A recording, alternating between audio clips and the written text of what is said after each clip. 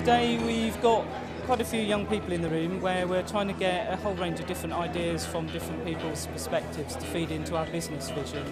So whilst it's a business vision, what we're looking for is different communities, different age groups, different people to actually feed into that and help us develop some of those thoughts and ideas. We're launching an Ideas for Bristol process, 2050 ideas, hopefully through the Evening Post and others, where we can just get the public, the communities of Bristol to feed into that. We're working with expert planners, transport people, architects, designers, economists to put some of that detailed information into the vision so that it's based on fact and reality as well as big ideas and vision.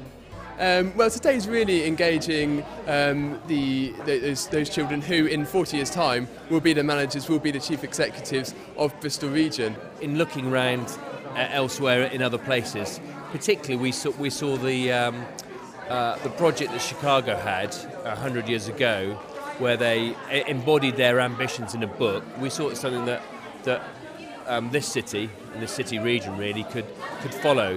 What we're saying is we're going to look 40 years ahead, really to try and predict some of the effects of things like particularly climate change and peak oil will have upon this economy here.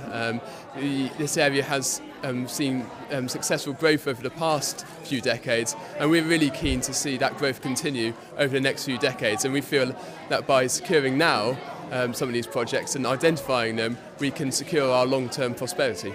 The point of the entire day is just to get a viewpoint from our age group, like the younger age group, about how we would vision Bristol in 2050. And we drew up a list of the 3 most important things about Bristol, and we tried to get specific things like the history and culture and specific landmarks like the suspension bridge.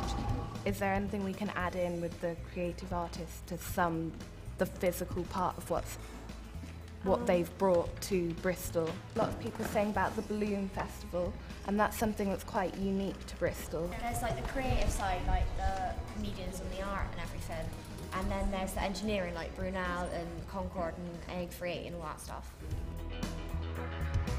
And we need more electric vehicles going around the city. So maybe we'll pick a couple of points on the map that we think we should have an electric tram system coming into town. If I want to get the bus to and from school, I have to get it in at 7:30, and to get one bus home I have to wait until 6 o'clock. It'd be better if we had a less expensive and more economical transport system. And we've got pedestrian bridges across roads that have solar powered lifts up to them.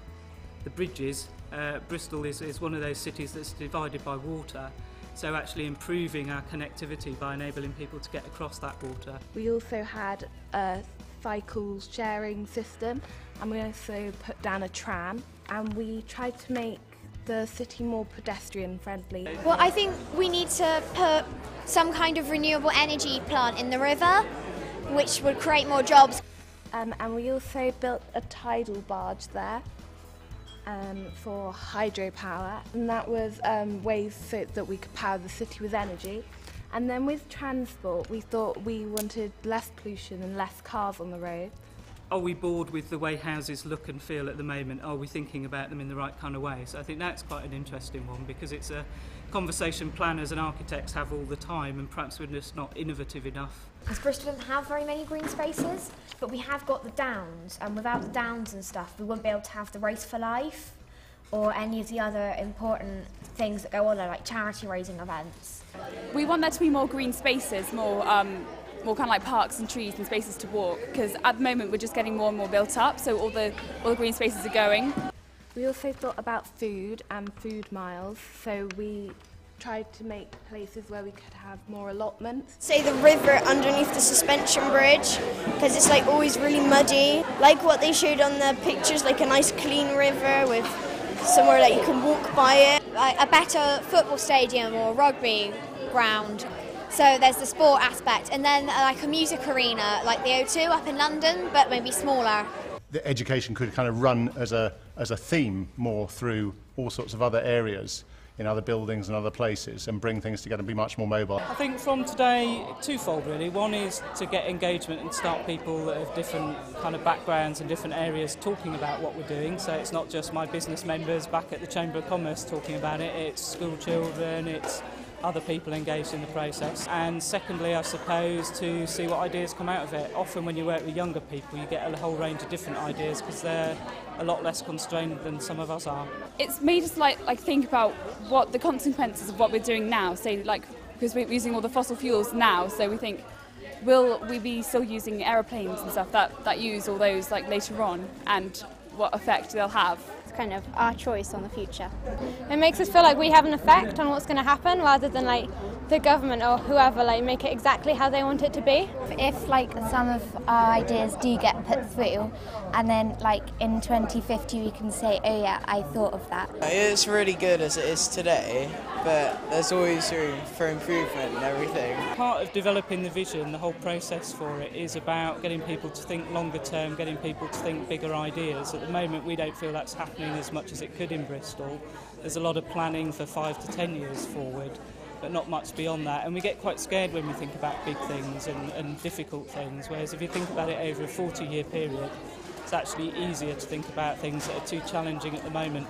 It's about how we protect our green spaces, it's about how we improve our green spaces, it's about how we put Bristol on the map, how we make Bristol a better place to be. Raise some debate, and in particular capture some interest from potential investors, people who are already here, people who might want to come here, to see this place as a great place in which to live and to do business.